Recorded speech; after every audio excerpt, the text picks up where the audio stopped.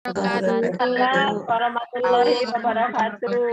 Selamat pagi, salam sejahtera untuk kita semuanya. Senang sekali. Nama saya Elvani, saya dari bagian penerangan dan sosial budaya. Menyambut teman-teman semua yang baru datang di Hong Kong, yang masih karantina, di kegiatan namanya Welcoming Program. Sesuai dengan namanya, Welcoming Program adalah program acara untuk menyambut teman-teman semua nih yang baru datang dari Indonesia ke Hong Kong. Sebelum pandemi, itu teman-teman tuh kalau baru mendarat, biasanya diantar juga tuh sama agensi ke KJRI. Kayak apa? Supaya tahu, oh ini alamat KJRI di sini, gedungnya di sini. Ya, selain itu bisa catat nomor-nomor telepon penting.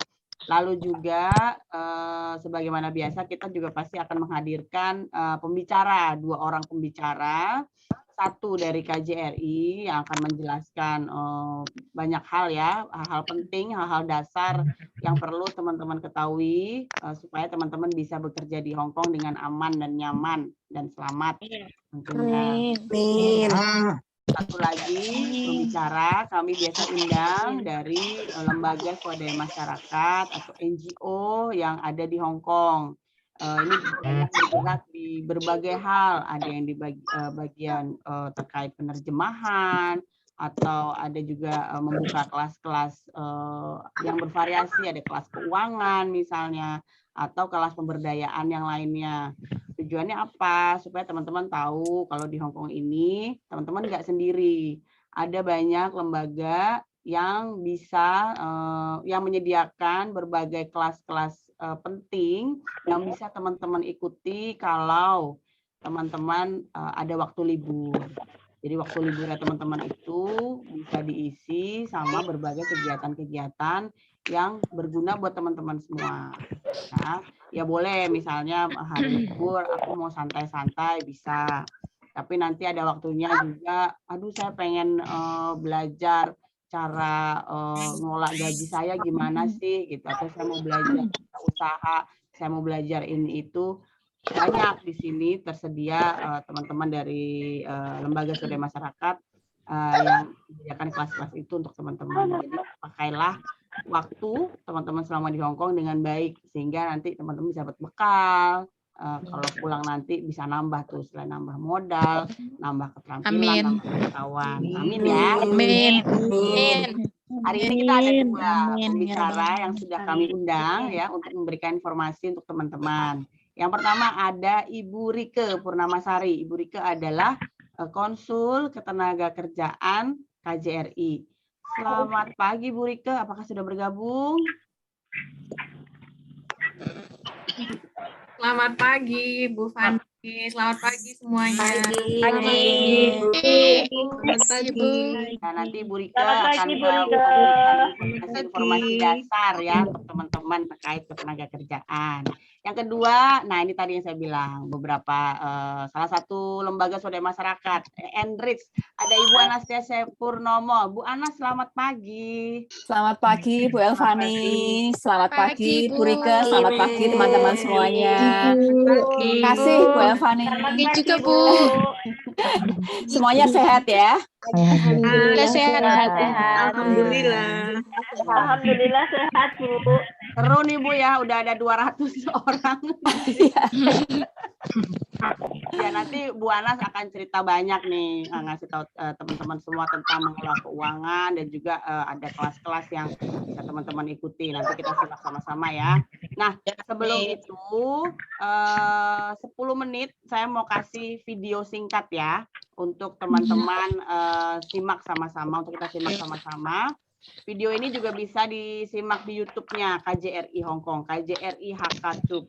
Tapi hari ini memang kita harus putarkan ini dulu untuk bekal pengetahuan pembuka teman-teman semuanya. Silakan.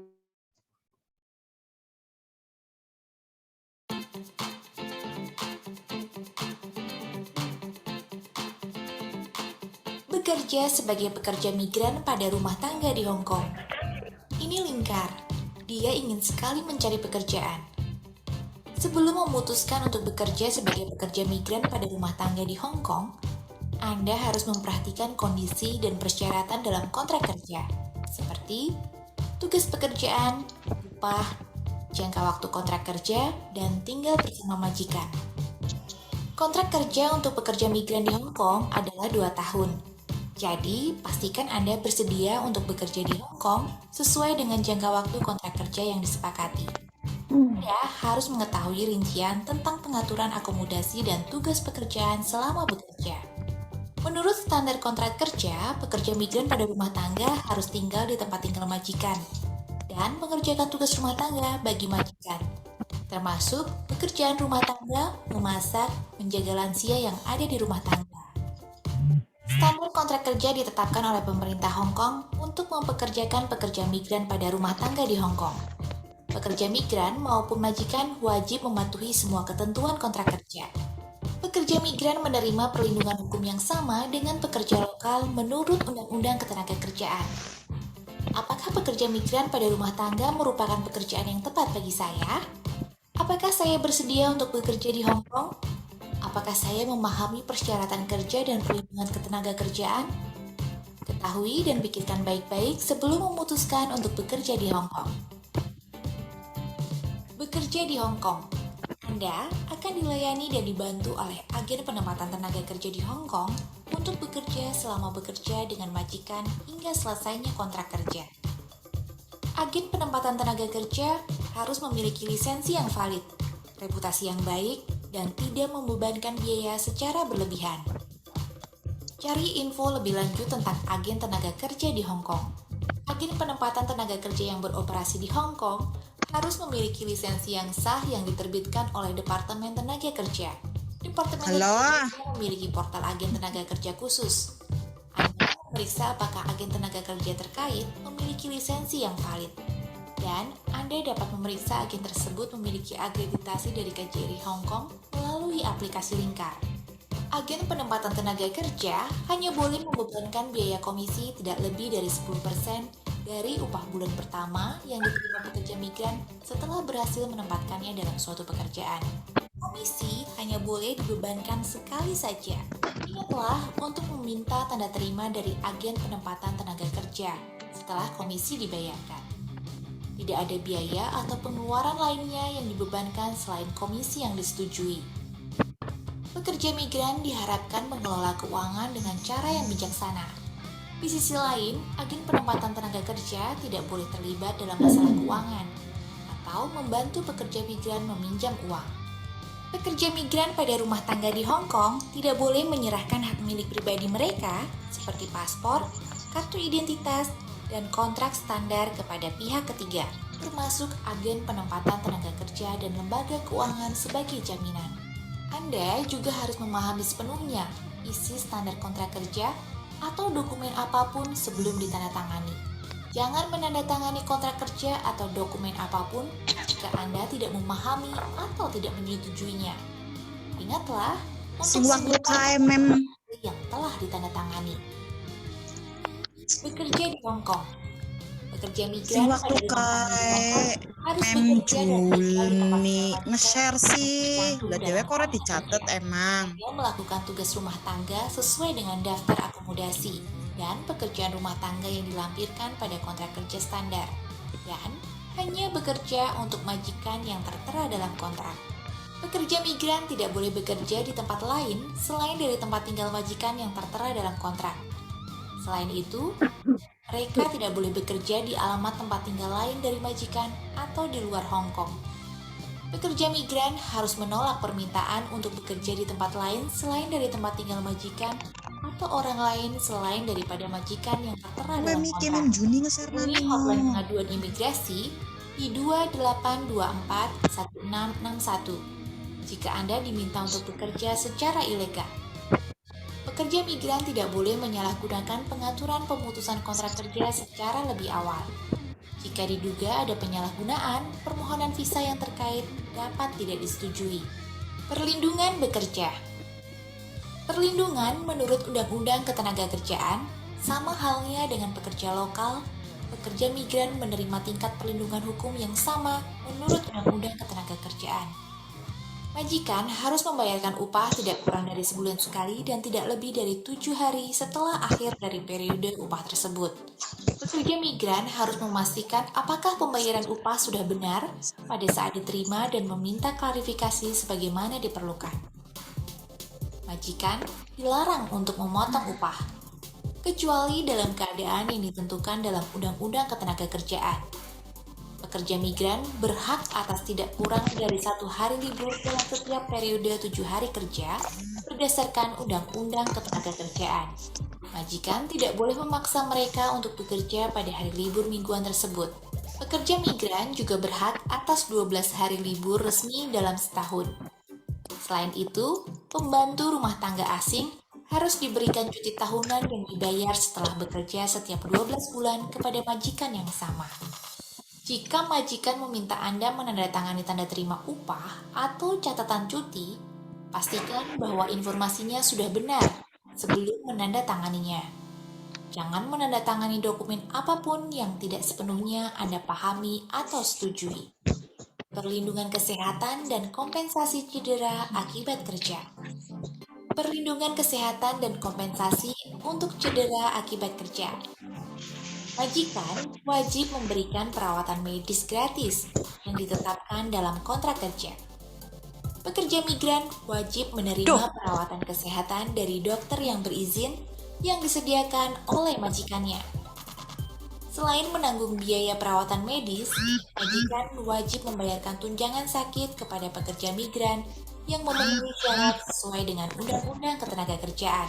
Pekerja migran juga menikmati perlindungan menurut Undang-Undang Kompensasi Pekerja. Jika terjadi cedera akibat kerja, majikan wajib menetapkan asuransi dan wajib kerja untuk memenuhi kewajiban mereka berdasarkan hukum. Biaya asuransi tidak boleh dikurangkan dari upahnya. Pekerja migran berhak untuk mendapatkan perawatan medis gratis dan tunjangan sakit yang ditetapkan dalam kontrak kerja dan Undang-Undang Ketenagakerjaan.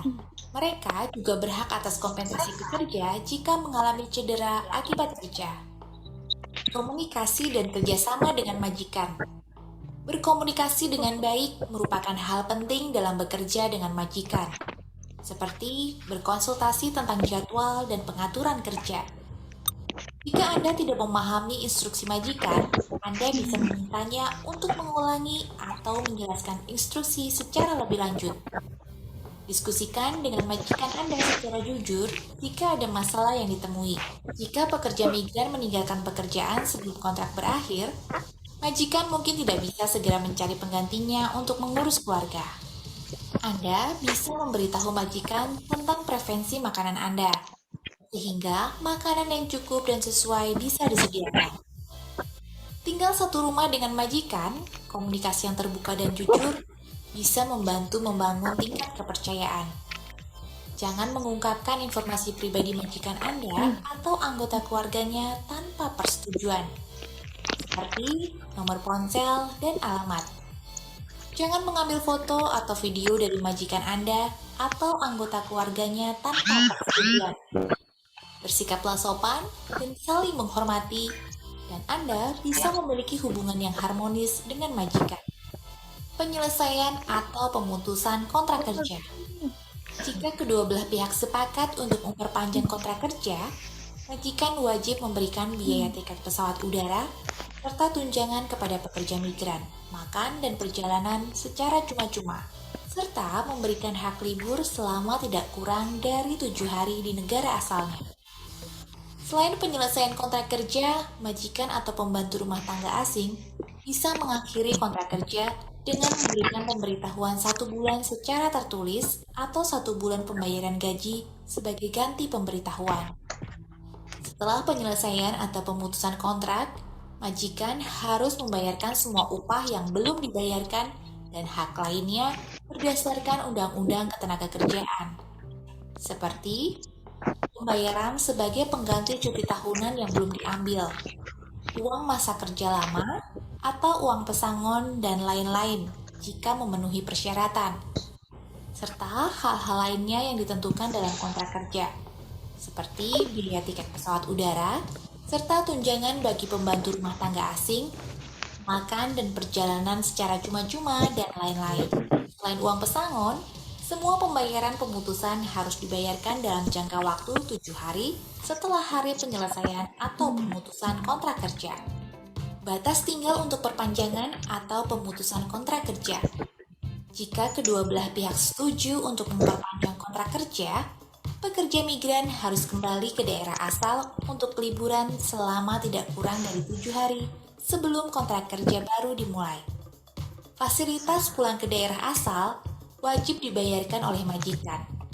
Pekerja migran dan majikan bisa mengakhiri kontrak kerja sesuai dengan ketentuan yang diatur dalam kontrak kerja.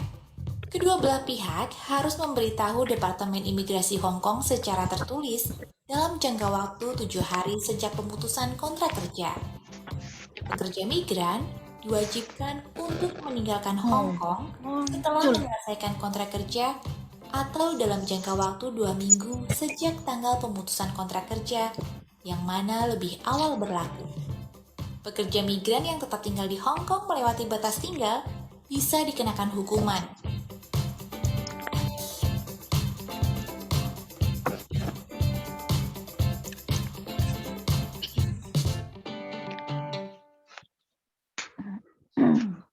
Oke, sudah kita saksikan sama-sama videonya. Nanti teman-teman yang masih pengen lihat lagi, itu ada di YouTube kami, di KJRI HK Tube, TUBE, KJRI HK Tube. Nanti kami infokan juga beberapa media sosial kami ya, untuk teman-teman bisa follow. Oke, Mem. ya. Oke, Yang pertama, karena Ibu Rike sudah ada di sini, kita mau mengundang Ibu Rike. Silakan Bu Rike untuk memberikan informasi ataupun pesan-pesan untuk teman-teman.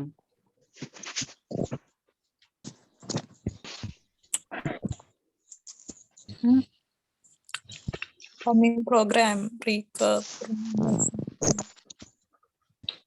gambarnya nggak bisa muncul semua ya. Iya, nggak bisa ya, fotonya sendiri-sendiri ya gambarnya. Iya, fotonya sendiri-sendiri. Kayak di laptop. Geser Iya, kalau dari Aku dari tadi, apa HP-ku yang salah, kok nggak bisa bareng-bareng. Tapi itu bingung, suaranya nggak ada. Kalau lihat Kalau dari handphone memang satu-satu kelihatannya. Oh, Iya, iya. Memang harus ini. Dari sananya. Udah bingung. Ya,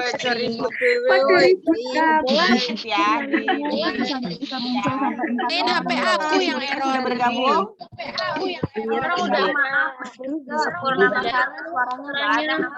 Gambarnya nggak ada. Memang belum bicara Ibu Rikenya, sebentar. Sebentar, kami panggil dulu Ibu Rike, mungkin sedang. Selamat, ini Ibu Rike. Teman-teman boleh di mute dulu ya, supaya suara Ibu Rike bisa terdengar. Iya, iya. Selamat pagi semuanya. Lebih dari 2 orang hari ini, luar biasa sekali. Pagi juga Ibu Rike. Pagi juga Ibu Rike. Pagi Bu. Selamat pagi. Baik, kita masuk. Selamat pagi Bu. Selamat pagi, silakan kita bergantian. Speakernya di mute dulu. Kalau untuk yang pakai handphone, memang di layarnya cuma akan tampil 1 orang saja. Oke, baik, kita mulai. Pada pagi ini saya akan menjelaskan beberapa peraturan dasar dan pengetahuan dasar yang teman-teman harus ketahui saat bekerja di Hong Kong. Jadi apa saja? Kita lihat di slide berikutnya. Mbak, itu suaranya di mute dulu dong. Oke, hal-hal penting yang harus kita pahami saat bekerja di Hong Kong apa saja? Di-unmute aja, Mbak. Yang pertama, Mute atau unmute? Di-unmute.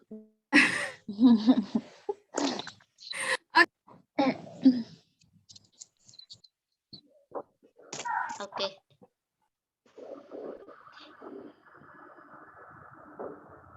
Unmute. yang pertama adalah next please. Nah, teman-teman yang wajib, yang pertama adalah untuk mengingat dan mengetahui nama agent, kemudian simpan nomor telepon agent dan seterusnya. Jadi jangan sampai teman-teman bekerja di Hong Kong, tapi pas ditanya agennya siapa? Duh, siapa ya? Siapa ya? Jangan sampai seperti itu. Jadi teman-teman wajib tahu agennya siapa, ingat nama staf dan simpan nomor telepon kantor agen tersebut, juga nomor telepon staf yang sering berhubungan dengan teman-teman. Nah, gimana cara tahunya nama agennya?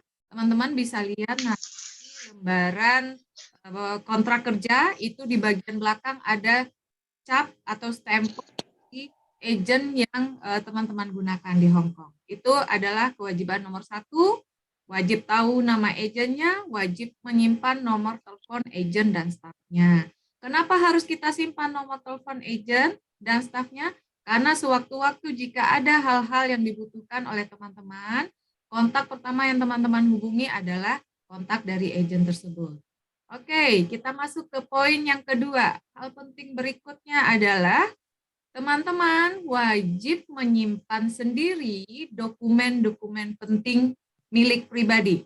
Sebagai contoh, paspor, Hong Kong ID, kontrak, dan dokumen-dokumen penting lainnya itu wajib disimpan oleh diri sendiri.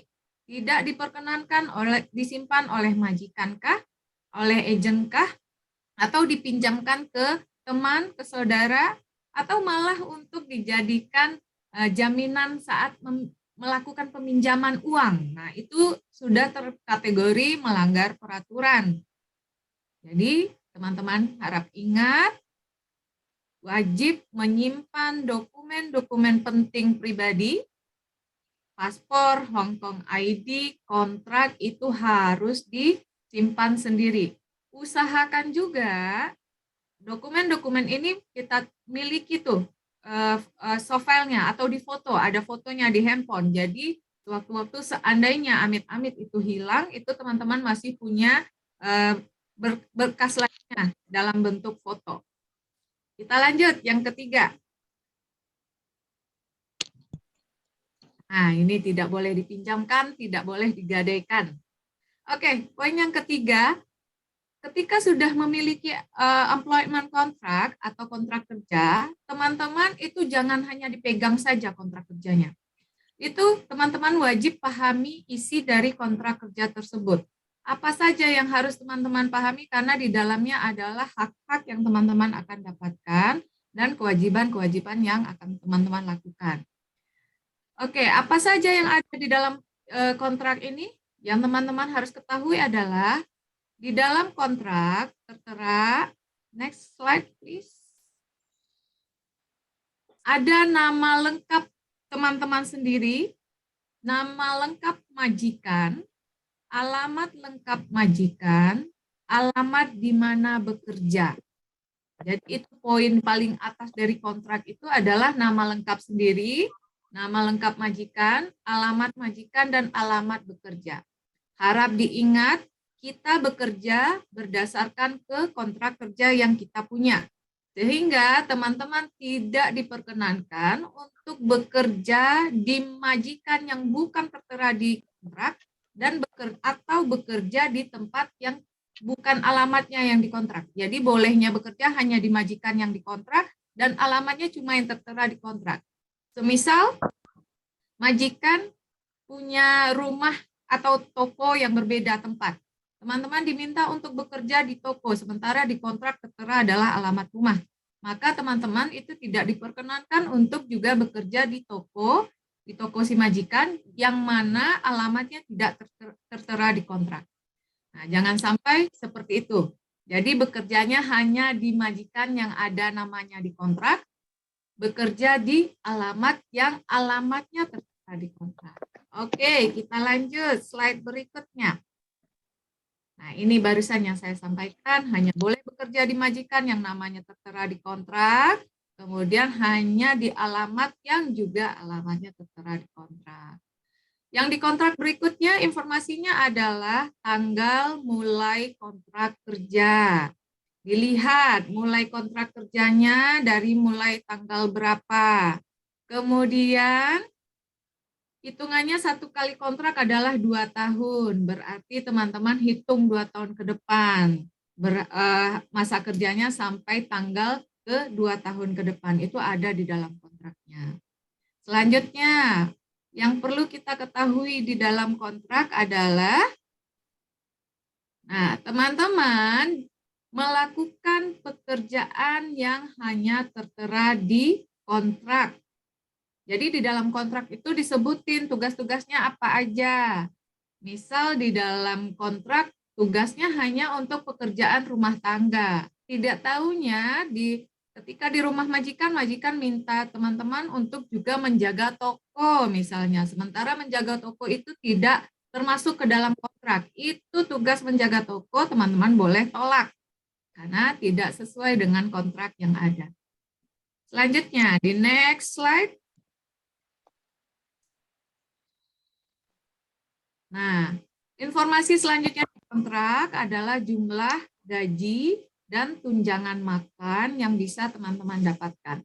Sesuai dengan peraturan ketenagakerjaan Hong Kong, itu sudah ditetapkan bahwa gaji minimum paling rendah itu adalah 4.630 per bulan, kemudian dengan tunjangan makan 1.173 dolar per bulan. Tunjangan makan ini bisa diberi dalam uang jika teman-teman majikannya tidak memberikan makanan yang gratis. Namun jika majikan menyediakan makanan untuk teman-teman di rumah, maka tunjangan makan itu tidak wajib lagi diberikan dalam bentuk uang. Nah, seandainya gaji ini tidak sesuai dengan jumlah yang sudah ditetapkan sesuai dengan peraturan, itu teman-teman boleh segera melaporkan ke Labor Department atau Departemen Tenaga Kerjanya Hong Kong, itu di nomor telepon yang tertera di layar, di 27171771. Jadi seandainya gajinya dibayarnya jumlahnya tidak lengkap, atau waktunya tidak pas, atau tunjangan makan tidak diberikan, sementara makanan gratis juga tidak disediakan, itu segera laporkan ke Departemen Ketenagakerjaan Hong Kong di nomor 27171771. Kita lanjut ke slide berikutnya. Nah, informasi yang juga teman-teman harus pahami, di dalam kontrak juga disebutkan bahwa teman-teman memiliki hak untuk istirahat, libur, cuti. Hak libur setiap pekerja di Hong Kong itu adalah 1 kali dalam minggu. Jadi harinya tidak harus hari Minggu ya. Harinya boleh disepakati nanti bersama majikan. Waktu sudah ketemu dengan majikan, kemudian ditanyakan hari libur setiap hari apa. Nah, jadi setiap pekerja itu mendapatkan hak untuk libur 1 kali dalam seminggu. Kemudian ada lagi hak untuk mendapatkan 12 hari libur resmi dalam 1 tahun. Ini berdasarkan hari libur resmi yang sudah ditetapkan oleh pemerintah Hong Kong. Itu juga pekerja juga berhak untuk mendapatkannya. Kemudian ada lagi hak cuti tahunan yang didapatkan setelah 12 bulan bekerja. Nah, itu ada lagi sesuai jumlah harinya ditentukan oleh peraturan dari Departemen Tenaga Kerja Hong Kong. Jadi teman-teman berhak untuk mendapatkan istirahat, libur 1 kali dalam seminggu, ditambah 12 hari libur resmi dalam 1 tahun, ditambah lagi cuti tahunan. Cuti tahunan setelah 12 bulan bekerja. Kita lanjutkan, informasi berikutnya yang ada di kontrak adalah itu biaya keberangkatan, biaya kepulangan itu ditanggung oleh employer atau majikan. Keberangkatan dari domisili, kota domisili, kepulangan pun sampai kembali ke daerah asal. Kemudian majikan juga menanggung biaya administrasi, seperti biaya medical check up, ada lagi biaya pengesahan di KJRI, kemudian biaya visa, kemudian ada lagi untuk asuransi. itu adalah ditanggung oleh majikan. Kita lanjut. Informasi berikutnya, ada lagi yang harus ditanggung oleh majikan, yaitu kompensasi untuk sakit yang diakibatkan oleh kecelakaan kerja. Itu juga wajib teman-teman dibayarkan oleh majikan untuk pekerjanya. Kita lanjutkan. Di slide berikutnya, informasi yang ada di kontrak adalah hak untuk memutuskan kontrak. Jadi kedua belah pihak, baik majikan maupun pekerja, itu sama-sama memiliki hak untuk memutuskan kontrak. Tapi ada syarat dan ketentuannya, ada caranya. Caranya adalah yang pertama, teman-teman menyampaikan surat pemberitahuan 1 bulan sebelum berhenti. Misal, saya ingin berhenti di tanggal 3 bulan Februari, maka di tanggal 3 bulan Januari itu surat pemberitahuan sudah disampaikan ke majikan. Pemberitahuan ini bisa tidak diberikan, misalnya nih tanggal 3 Januari udah nggak tahan banget, pengen keluar gitu, itu boleh. Tetapi teman-teman harus memberikan kompensasi 1 bulan gaji kepada majikan. Nah, dibayar 1 bulan gaji ke majikan, kemudian kita keluar pada hari tersebut, itu diperbolehkan. Tapi untuk menghindari pembayaran 1 bulan gaji tersebut, teman-teman bisa mengajukan one month notice atau surat pemberitahuan 1 bulan sebelum berhenti. Begitu juga dengan majikan. Jika majikan ingin memberhentikan kita sebagai pekerja, itu juga boleh dengan 2 cara tersebut. Jika si majikan tidak ingin membayar 1 bulan gaji, maka dia bisa memberikan surat pemberitahuan 1 bulan sebelum berhenti kepada teman-teman. Oke, selanjutnya. Kita lanjutkan ke slide berikutnya. Nah, diingatkan teman-teman, jika diputus kontrak, keluar dari rumah majikan, pastikan hanya membawa barang-barang sendiri. Jangan sampai teman-teman terbawa barang yang bukan hak dan milik kita. Kita lanjutkan ke slide berikutnya. Nah, hari pertama di rumah majikan. Untuk yang saat ini lagi karantina nih, nggak lama kemudian nanti sudah sampai di majikan, apa hal pertama yang kita lakukan? Yang pertama, teman-teman tanyakan ke majikan, tugasnya teman-teman itu apa saja? Tugasnya dari hari ke hari, dari jam sekian sampai jam sekian, itu tugasnya apa-apa saja. Kemudian, jika sudah, dilanjutkan dengan menanyakan cara menggunakan peralatan rumah tangga yang ada di rumah majikan. Karena pastinya beda negara, beda tempat, itu akan beda peralatan. Yang biasanya kita di Indonesia masak pakai kompor minyak tanah, nyampe di sini nggak taunya kompornya induksi, itu cara menggunakannya pasti berbeda. Yang biasanya kita di rumah nyapunya pakai sapu ijuk, nggak taunya di rumah majikan nyapunya pakai robot. Nah, itu nanti supaya tidak salah dalam bekerja, saat bekerja malah membahayakan ke diri sendiri nanti, sebaiknya tanyakan ke majikan bagaimana cara menggunakan peralatan rumah tangga yang ada di rumah majikan. Kemudian yang harus ditanyakan ke majikan di hari pertama itu adalah hari libur. Sepakati dengan majikan, saya liburnya hari apa? Hari Sabtu Minggu kah atau malah antara Senin dengan Jumat. Nah, itu nanti disepakati lagi dengan majikan. Selanjutnya adalah ditanyakan tanggal gajian.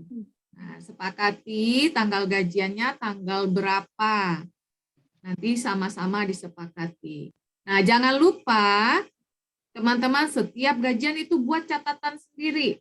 Jika majikan tidak menyediakan bukti pembayaran, itu dicatat sendiri. Misalnya Januari sudah terima tanggal berapa, jumlahnya berapa, itu sebaiknya dicatat untuk catatan pribadi.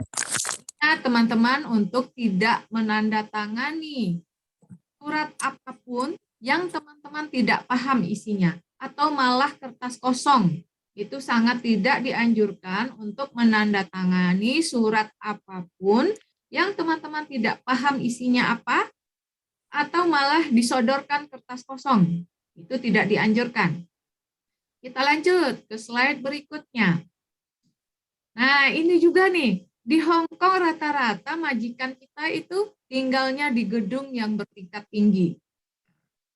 Teman-teman, terkadang juga nggak enak melihat kacanya yang tidak bersih, bagian luarnya kotor misalnya. Kemudian diminta oleh majikan untuk membersihkan. Itu sangat tidak diperbolehkan.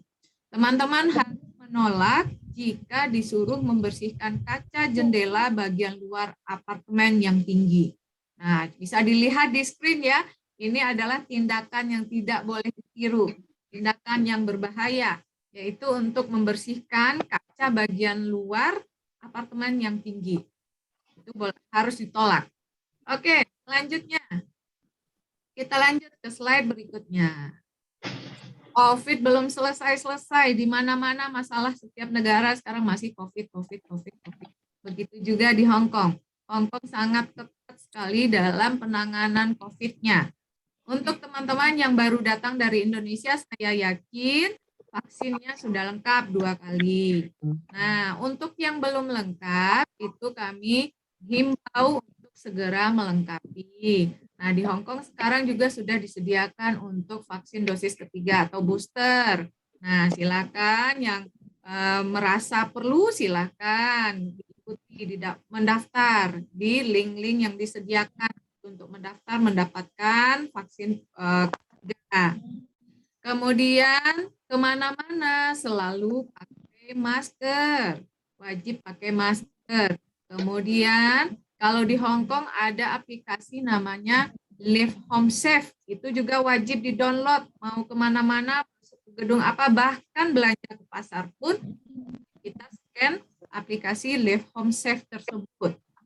Untuk yang baru datang nanti silakan di-download dulu, Live Home Safe namanya.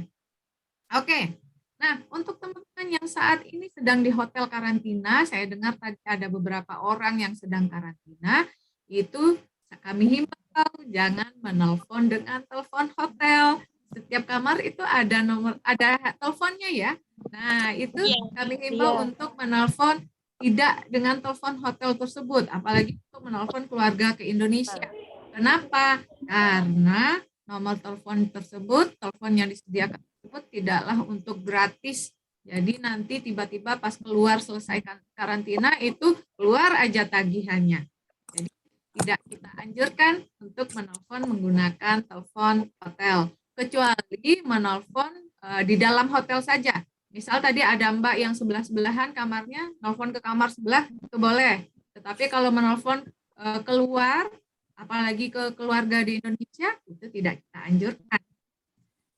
Oke, terkait COVID juga, ketika libur nih, teman-teman bertemu teman, wah senang sekali.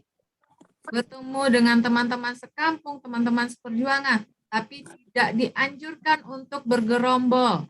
Masih dengan peraturan COVID, teman-teman maksimal berkumpul cuma diperbolehkan 4 orang saja. Dan itu harus mengatur jarak sedemikian mungkin, minimal 1,5 meter berdasarkan peraturan kesehatan Hong Kong. Selanjutnya, Hong Kong itu menerapkan peraturan-peraturan yang juga sudah sangat tertata dan kadang sedikit berbeda dengan negara kita. Kalau kita mau nyebrang aja, mau merah, mau hijau, bodo amat kita nyebrang aja. Mau buang sampah dimanapun, is oke lah. Yang penting lempar, kita sampahnya buang. Bodoh lah nanti mau gimana gitu ya. Tetapi kalau di Hong Kong, segala sesuatunya sudah teratur dengan baik. Nah, ada peraturan-peraturan yang menurut kita mungkin sederhana, tetapi di Hong Kong itu sangat diperhatikan.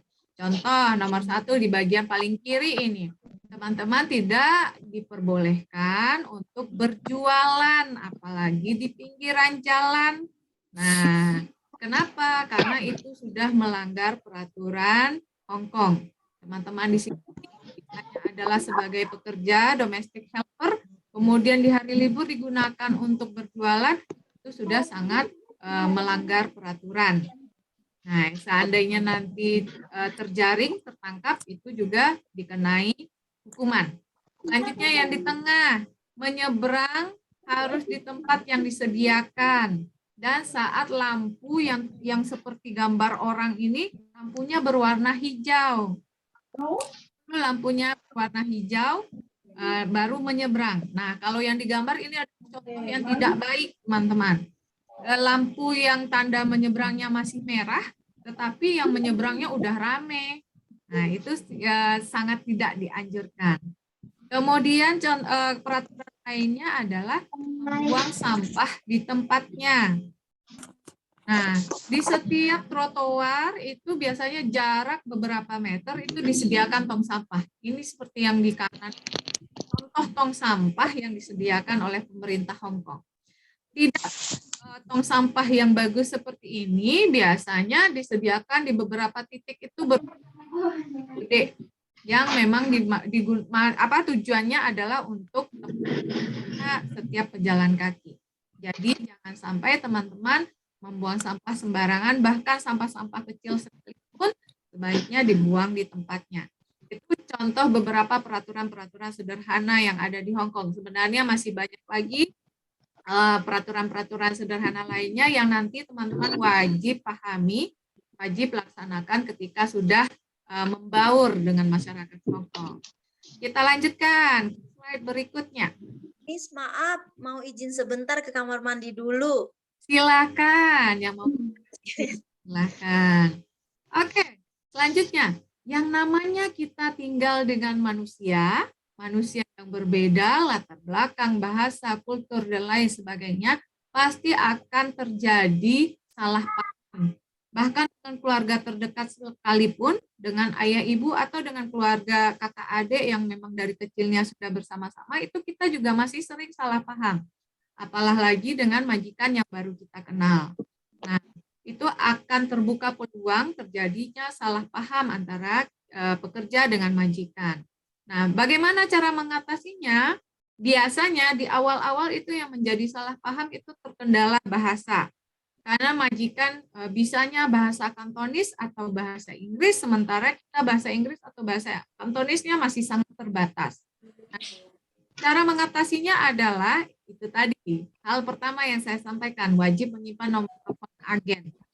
Teman-teman, silakan telepon agen dan sampaikan ke agen, pagi ini majikanku ngamuk-ngamuk, marah-marah, ngomel-ngomel, tapi aku nggak paham maksudnya apa. Boleh minta bantuan ke agen untuk membantu membicarakannya ke majikan, sehingga komunikasi kedua pihak antara majikan dan pekerja itu bisa membaik kembali. Jangan langsung ngambek, ini majikan nggak jelas apa, langsung ngomel. Jangan langsung ngambek. Nah, orang Indonesia itu kelemahannya itu, merasa nggak enakan.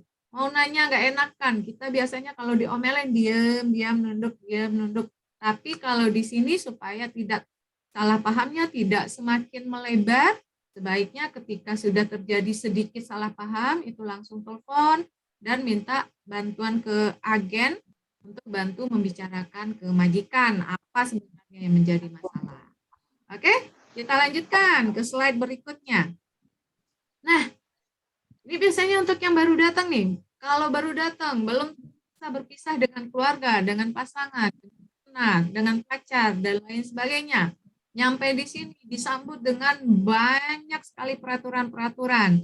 Hidup misalnya dengan majikan yang mungkin tidak sesuai dengan yang diinginkan. Akhirnya tidak betah. Nah, diingat-ingat lagi tujuannya ke sini buat apa, untuk sampai ke Hong Kong pun saat ini sudah tidak mudah, harus karantina lagi 21 hari, biayanya, belum lagi di Indonesia harus ikut pelatihan segala macam. Nah, kalau memang teman-teman merasa tidak betah di awal-awal bekerja di rumah majikan, jangan langsung memutuskan untuk berhenti bekerja. Sebaiknya bersabar lagi, diingat-ingat lagi tujuannya ke Hong Kong itu biar apa.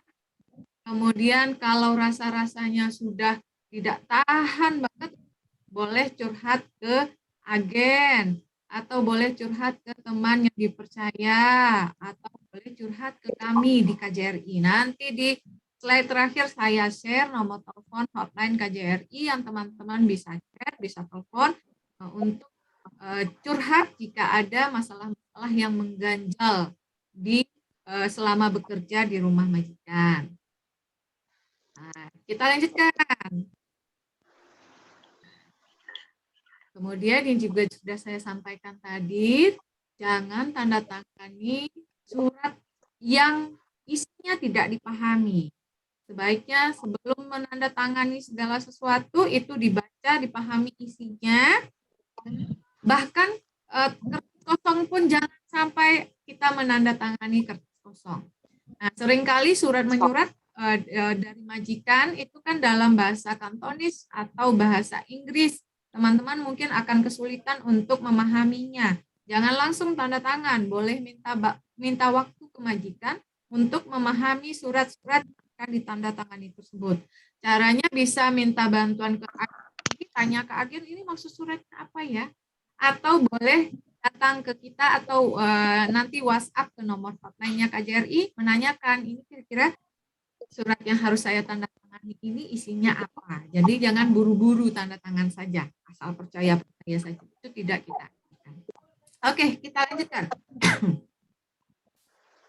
Nah, sampai di sini nanti dapat gaji yang sudah lumayan banget, malah berkali lipat. Teman-teman harap dikelola keuangannya dengan baik. Hati-hati dengan berbagai modus penipuan. Kita di KJRI Hong Kong itu setiap hari selalu menerima modus-modus penipuan yang makin hari makin banyak modusnya. Kita harap teman-teman berhati-hati dengan hal tersebut, khususnya untuk tawaran-tawaran yang berasal dari dunia maya. Itu sangat harus berhati-hati lagi. Dipastikan bahwa tawaran-tawaran yang teman-teman benar dan resmi. Harap diingat, atmosfer kehidupan di Hong Kong ini sangat luar biasa sekali. Godaan-godaan kehidupan akan sangat banyak sekali, akan sangat berkilau, glamor, dan lain sebagainya. Semoga teman-teman semua bisa nanti diri masing-masing untuk tidak terhanyut dengan keglamoran Hong Kong, sehingga penghasilan di sini bisa tertata dengan baik dan terkumpul untuk modal hidup membuka usaha nanti ketika kembali ke tanah air. Oke, baik, kita lanjutkan. Nah, ini yang tadi saya sampaikan.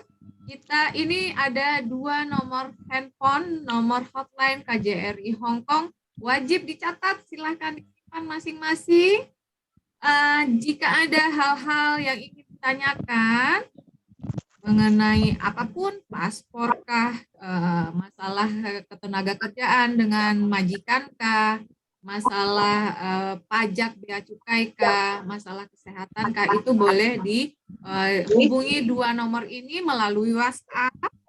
Nah, selain itu teman-teman juga bisa follow media sosialnya KJRI Hong Kong di Facebook, Instagram, YouTube, itu ada semua.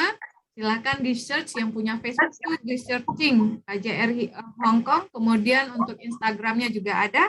Silakan di follow, karena di media sosialnya KJRI itu semua informasi-informasi terkini itu akan selalu diupdate. Jadi jika butuh info mau pulang ke Indonesia, syaratnya apa? Tinggal lihat di page-nya KJRI Hong Kong, itu informasinya selalu diperbaharui.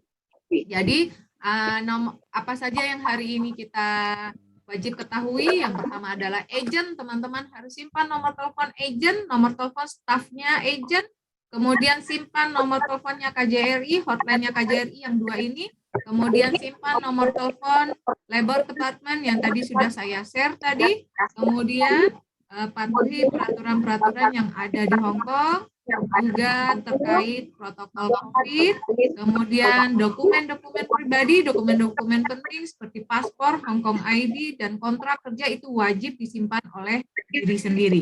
Tidak diperkenankan disimpan oleh majikan atau agent atau teman atau malah dipinjam oleh teman dengan alasan apapun itu tidak diperkenankan. Bahkan untuk dijadikan jaminan sebagai jaminan pinjaman untuk uang, atau dengan kata lain itu digabungkan, itu adalah sebuah kesalahan yang nanti bisa mendapatkan hukuman. Jadi sebaiknya teman-teman simpan dokumen-dokumen pribadinya sendiri. Oke, demikian pengetahuan dasar. Teman-teman, jika ada pertanyaan nanti, silakan diketikkan di kolom chat. Nanti kita jawab setelah Ibu Anastasia menjelaskan. Oke, terima kasih teman-teman semua. Terima kasih Bu Fani. Kita kembalikan ke Bu Fani. Terima kasih, Bu.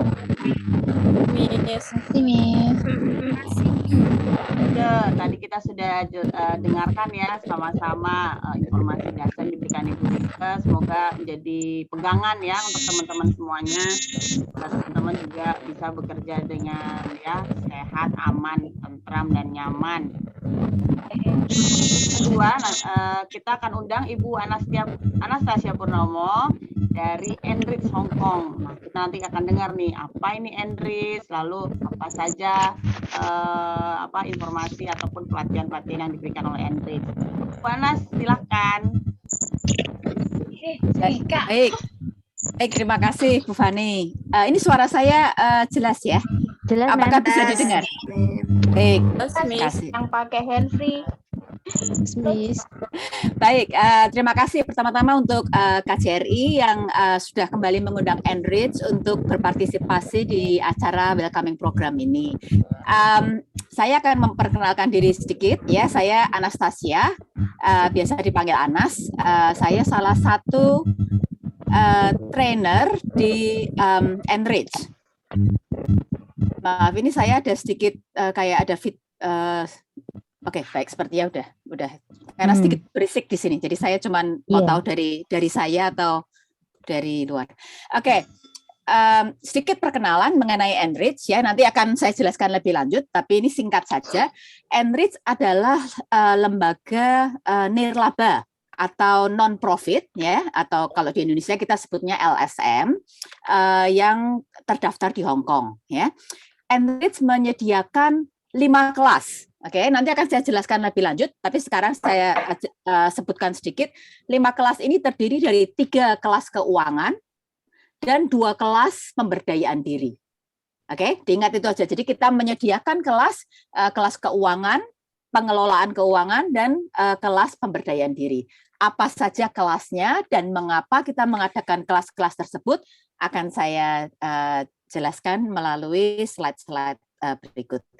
Saya izin share screen. Sebentar. Baik, apakah bisa dilihat? Bisa ya? Sip, oke. Bisa, Miss. Oke, ini awal biasanya ya. Tadi saya tidak akan terlalu lama di sini karena tadi juga kita sudah saling menyapa. Saya yakin teman-teman sekarang ini perasaannya campur aduk ya.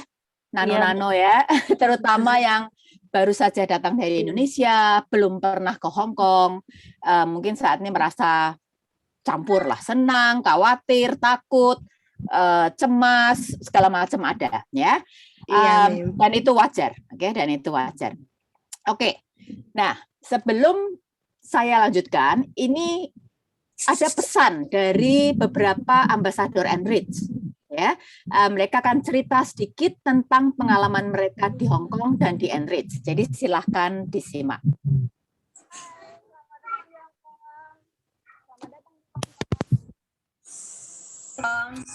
Kami harap Anda tidak terlalu lelah di perjalanan. Kami hanya ingin berbagi sedikit saran. Berita bagusnya, banyak restoran Indonesia di sini.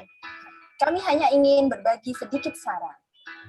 Banyak komunitas organisasi untuk teman-teman berkegiatan positif selama di Hong Kong. Ada banyak TV gratis dan bisa berkomunikasi dengan orang. Ketika saya baru pertama datang ke Hong Kong, ada seorang teman yang meminta saya untuk menjadi penjamin berhutang di bank. Saya pikir hal yang baik membantu teman, tetapi ternyata dia pulang Indonesia dan meninggalkan hutang. Ada 3 hal yang Anda perlu ketahui. Pertama, berhati-hati dalam membuat keputusan, terutama untuk berhutang ke teman atau ke bank. Untuk keluarga atau buka usaha. Ketiga, bergabunglah di kelas Hendrik. Hendrik bersifat netral dan tidak menjual produk apapun. Hendrik memberikan pendidikan keuangan untuk menabung untuk masa depan. Seandainya saya datang lebih awal ke kelas Hendrik, Saya bisa pulang ke tanah air dan berkumpul bersama keluarga. mulai sekarang juga datang dan bergabung dengan Hendrik. Datang dan bergabung dengan Hendrik. Mari berteman di Facebook dan selalu berkomunikasi. Hendrik dapat membantu Anda untuk mencapai cita-cita. Berinvestasilah untuk masa depan Anda.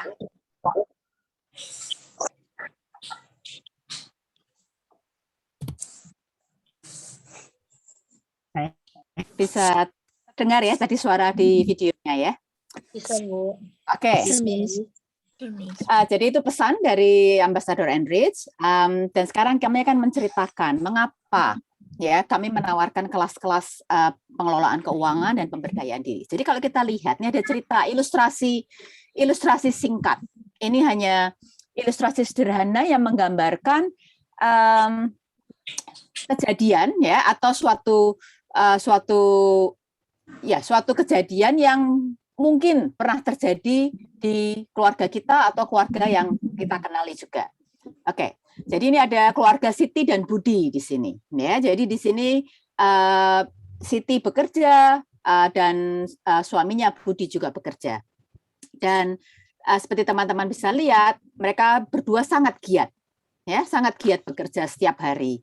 Dan dari hasil pekerjaan mereka bisa membiayai hidup mereka sehari-hari. Mereka bisa menyediakan kebutuhan dari pakaian, makanan, bahkan sampai membelikan mainan untuk anak, ya, atau juga mungkin perlengkapan alat-alat lainnya yang diperlukan di rumah tangga. Oke. Tetapi suatu saat terjadi kejadian yang tidak diinginkan oleh siapapun. Ya, Pak Budi mengalami kecelakaan. Padahal beliau itu yang bekerja paling keras, ya, yang bekerja dari pagi hingga malam hari, ya. Sehingga biasanya Pak Budi yang membawa penghasilan setiap harinya pulang ke rumah untuk memenuhi kebutuhan sehari-hari. Tetapi karena kecelakaan ini, akibatnya Pak Budi tidak bisa bekerja.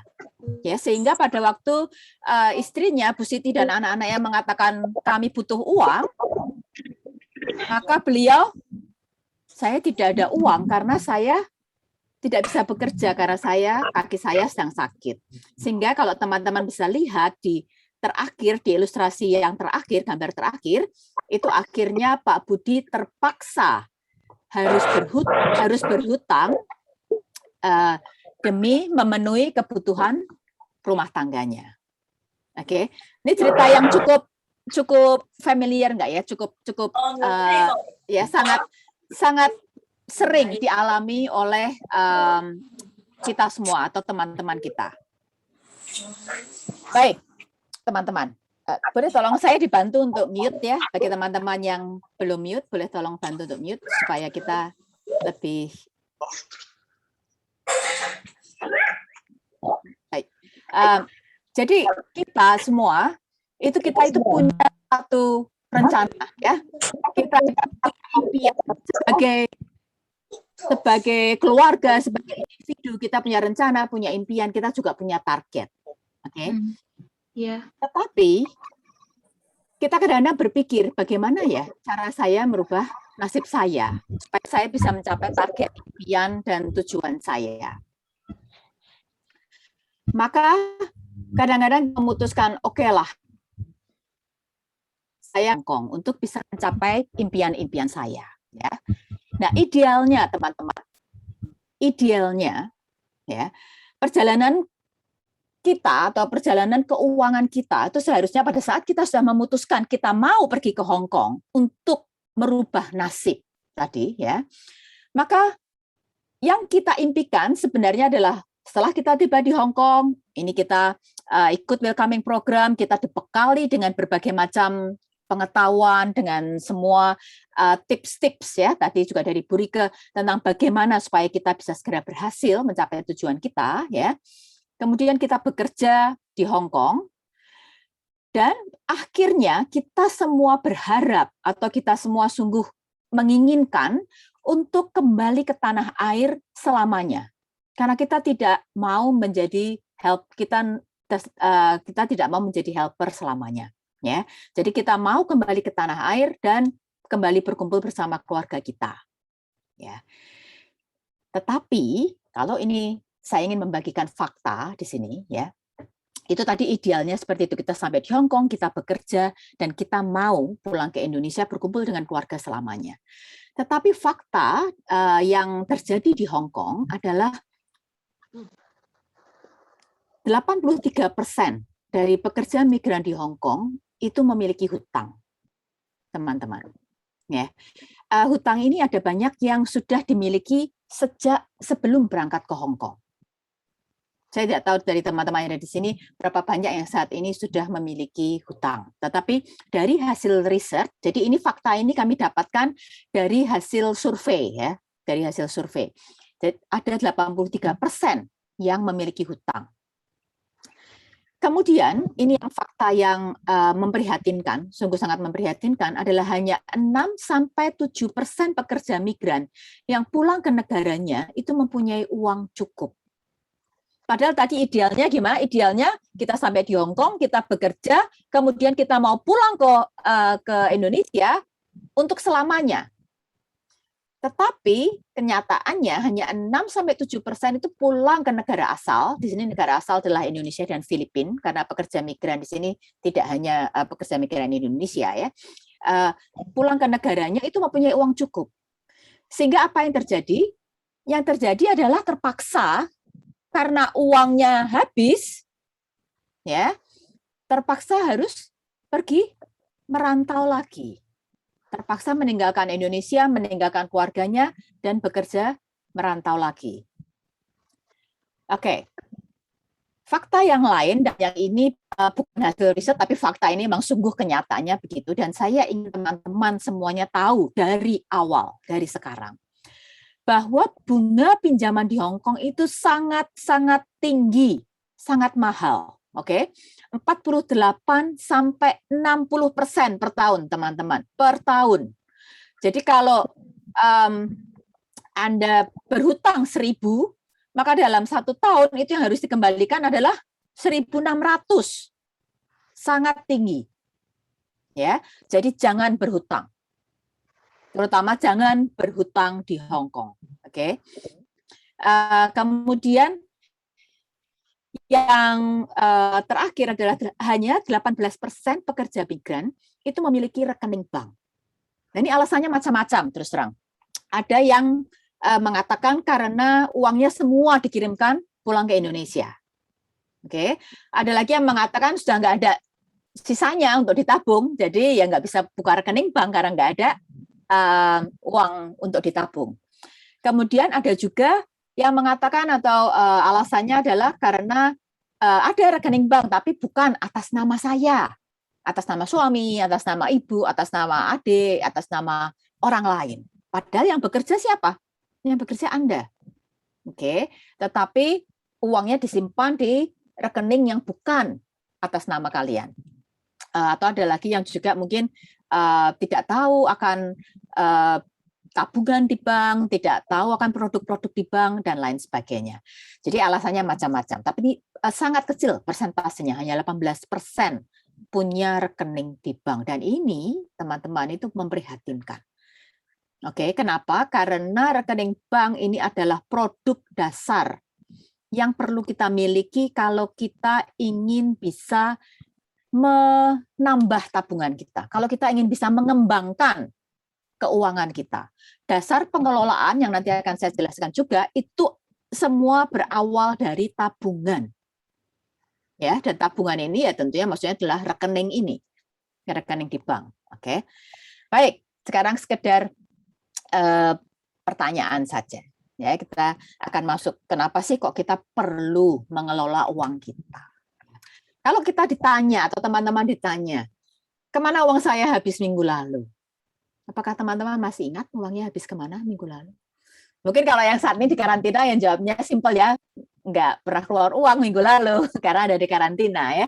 Tapi sekarang bayangkan kalau teman-teman tidak di karantina atau ya teman-teman yang saat ini sudah berada di rumah majikan atau saat ini di tempat agen, apakah kalian ingat kemana uang Anda habis minggu lalu? Ya, kalau yang Anda bisa ingat itu luar biasa ya, tapi kebanyakan dari kita tidak ingat uang kita itu pergi kemana. Oke? Kenapa bisa begitu? Karena di Hong Kong ini, ya, di Hong Kong ini itu ada banyak sekali godaan. Tadi sudah disebutkan oleh Bu Rike juga ya. Godaannya banyak, tantangan kita itu banyak luar biasa di Hong Kong. Jadi kalau teman-teman lihat dari gambar ini, itu godaan dari kita turun dari bawah rumah kita aja itu sudah shopping mall, udah banyak toko-toko. Nah ini masa-masa begini ya, ini banyak sekali diskon, banyak sale. Beli satu gratis satu, kadang-kadang ada diskon bisa sampai 60% tulisannya. Siapa yang nggak tergoda? Ya, saya juga tergoda gitu. Tapi kita harus hati-hati teman-teman, karena itu godaan-godaan itu sangat mudah kita penuhi. Sangat mudah untuk menjadi konsumtif, ya kan? Jadi kita harus hati-hati dengan godaan-godaan itu.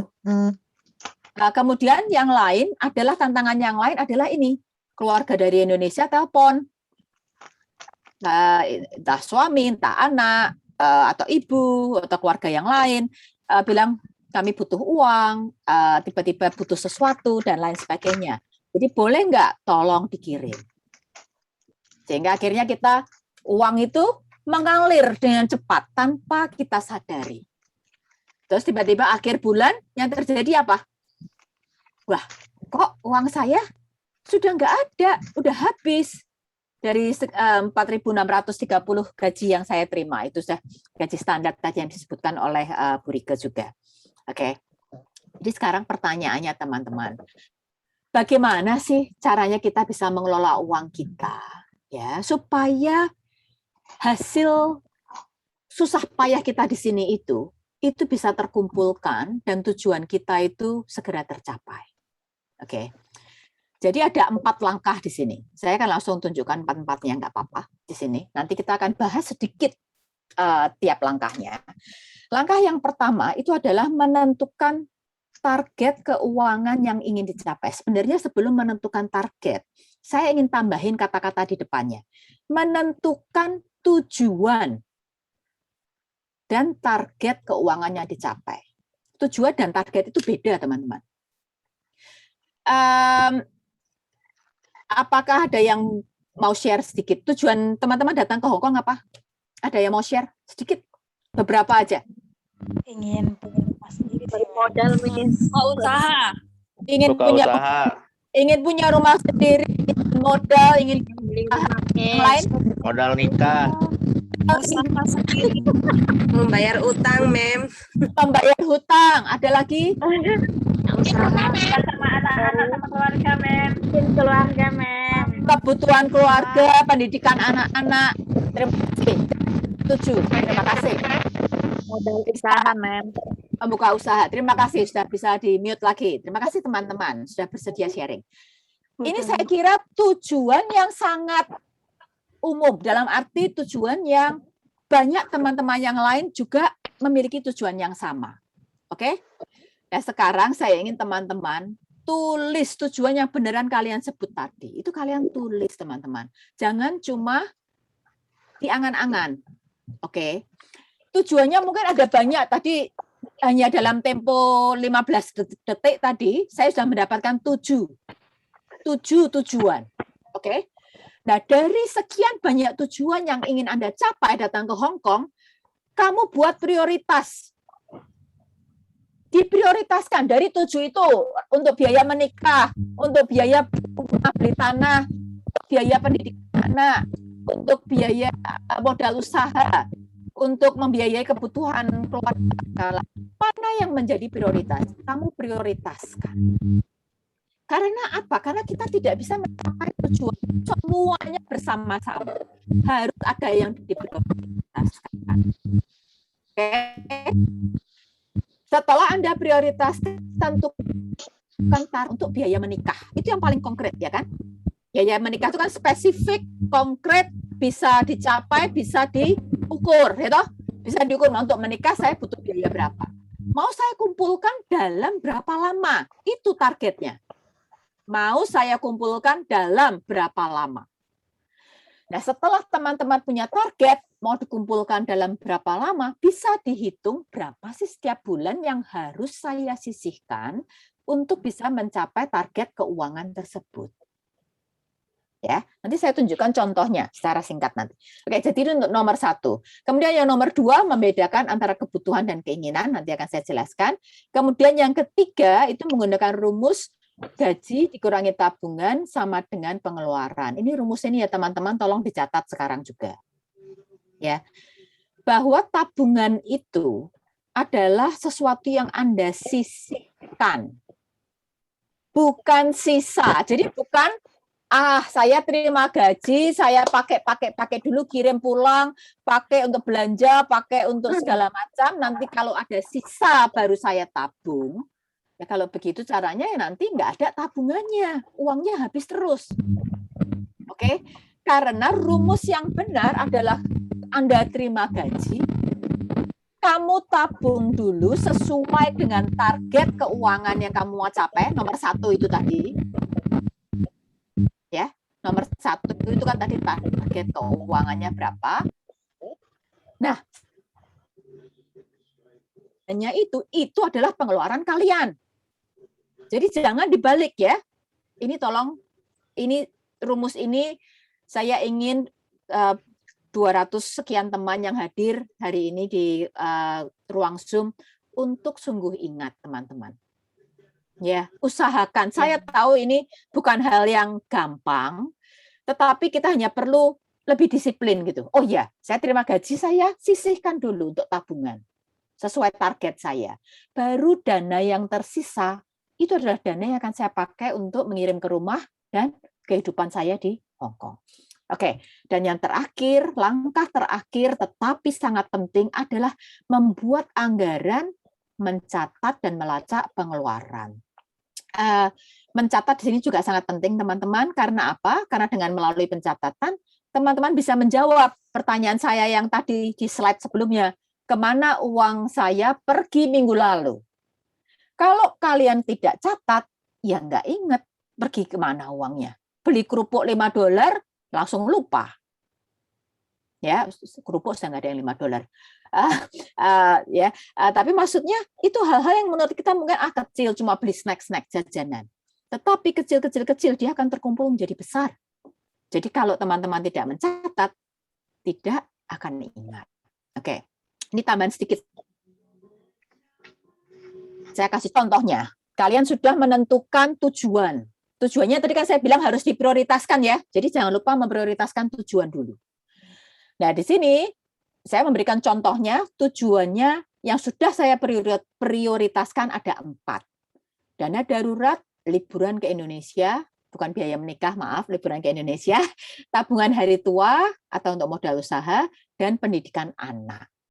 Oke, target yang sudah saya tentukan adalah saya ingin mencapai jumlah keuangan untuk dana darurat 6.000, liburan ke Indonesia 10.800 dan seterusnya itu dalam satu kontrak. Saya ingin mencapai itu dalam satu kontrak. Berarti kan 24 bulan. Ya. Nah, yang pertama untuk dana darurat. Ini satu hal lagi teman-teman. Saya ingin mengundang teman-teman semua di sini, mengajak semua teman-teman di sini untuk memprioritaskan dana darurat. Saya tahu sekali lagi ini yang namanya dana darurat itu tahu maksudnya ya. Dana darurat itu tabungan yang memang Anda kumpulkan khusus untuk emergency, khusus untuk keadaan-keadaan darurat. Contohnya keadaan darurat apa?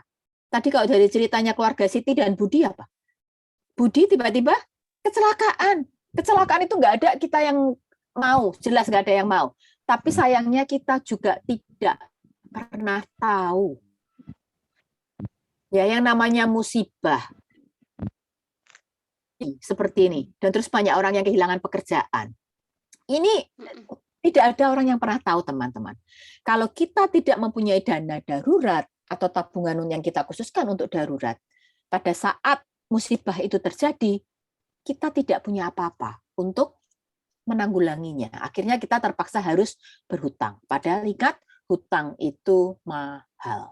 Jadi sebisa mungkin jangan berhutang. Oke. Balik ke contoh di sini. Jadi kalau dana darurat 6.000 target saya, dan saya mau mencapai 6.000 ini dalam 24 bulan dalam satu kontrak, maka 6.000 dibagi 24, saya mendapatkan di situ jumlahnya adalah $250. Oke, liburan ke Indonesia. Ini saya punya target juga. Saya tahu bahwa saya mau pulang ke Indonesia. Dan saya tahu juga setiap kali saya pulang ke Indonesia, saya butuh dana cukup besar. Ya, maka target saya ingin kumpulkan dalam satu kontrak 10.800 dibagi 24, setiap bulan saya harus sisihkan 450 untuk liburan ke Indonesia. Tujuan ketiga di prioritas saya adalah untuk menabung hari tua atau untuk modal usaha. Di sini target saya mengumpulkan 12.000 dalam satu kontrak. Maka setiap bulan yang harus saya sisihkan adalah $500. Dan kemudian untuk pendidikan anak, sekali lagi target saya ingin mengumpulkan 12.000. Ya, karena saya nggak mau di Hong Kong selamanya, selama anak saya sekolah. Kalau dia baru umur 6 tahun, kalau dia saya mau membiayai sampai dia nanti misalnya lulus SMA atau lulus kuliah, apakah saya harus di Hong Kong selama 18 tahun? Saya nggak mau. Maaf dulu. Ya. Maaf, iya nggak apa-apa. Baik, pendidikan anak, saya teruskan ya. Pendidikan anak 12.000 dibagi 24, maka $500 juga harus saya sisihkan. Jadi total jumlah uang yang harus saya tabung atau harus saya sisihkan per bulan adalah 1.650. Oke. Nah, kemudian yang kedua, tadi langkah yang kedua adalah kita harus bisa membedakan antara kebutuhan dan keinginan. Oke, tadi jadi yang langkah pertama kita sudah jelas di contoh itu adalah kita mau menyisihkan uang sebesar 1.650. Oke, berarti kan ada dana yang tersisa ini. Nah, tapi meskipun kita punya dana sisa, kita tetap harus pintar-pintar membedakan antara kebutuhan dan keinginan. Kebutuhan secara singkat apa sih? Dia tuh digunakan untuk sehari-hari.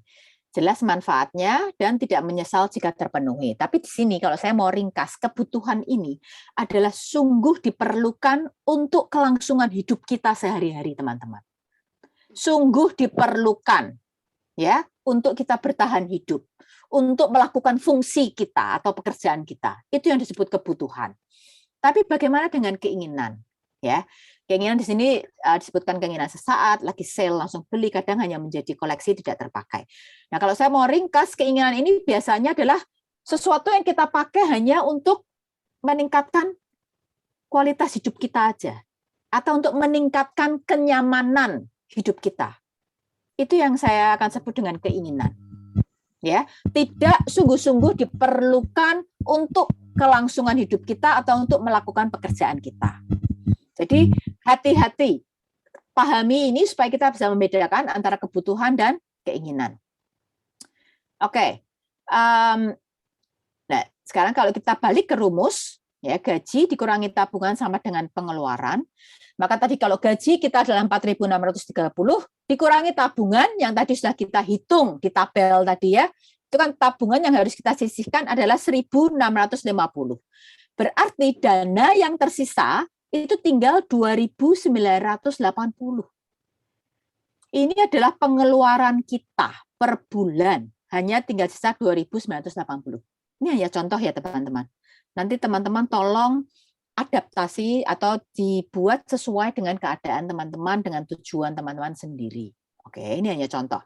Nah, kalau menurut contoh ini, berarti anggaran pengeluaran per bulan itu tinggal 2.980, dan 2.980 ini harus cukup untuk biaya yang dikirim ke Indonesia, remittance, dan juga untuk biaya hidup di Hong Kong. Oke, nah bagaimana caranya? Bagaimana cara kita itu meyakinkan diri kita bahwa ini tuh cukup, gitu ya? kita harus membuat anggaran. Jadi kita harus tentukan pos-posnya ini. Oke. Pos-posnya di sini pos-pos pengeluarannya maksudnya. Jadi pengeluaran kirim uang ke Indonesia katakanlah 2.000. Untuk makanan katakanlah dalam sebulan 620. Transportasi di sini contohnya saya masukkan 160, kartu telepon 100, untuk amal donasi itu 100 misalnya. Ya. Jadi ini contoh pos-posnya. Sekali lagi sesuaikan dengan situasi teman-teman. Oke. Nah, itu kan yang dianggarkan. Berarti kan anggaran itu kan berarti dibuat di awal bulan, teman-teman. Nah, di kolom kedua teman-teman bisa lihat ada aktual. Aktual itu artinya yang sebenarnya. Berapa sih sebenarnya? Tabungan, jelas tabungan ya. Yang sudah kalian rencanakan tabung harus sesuai dengan apa yang memang sungguh kalian tabung. Oke. Nah, tapi pengeluaran ini kan mungkin bisa bergeser sedikit. Makanan yang tadinya kita anggarkan 620, ternyata kita bisa lebih ngirit 450. Tapi bisa jadi juga lebih besar. Yang makanan kita anggarkan 620, tapi ternyata kita keluar uang untuk makan misalnya 800. Nah, itu semua catat teman-teman.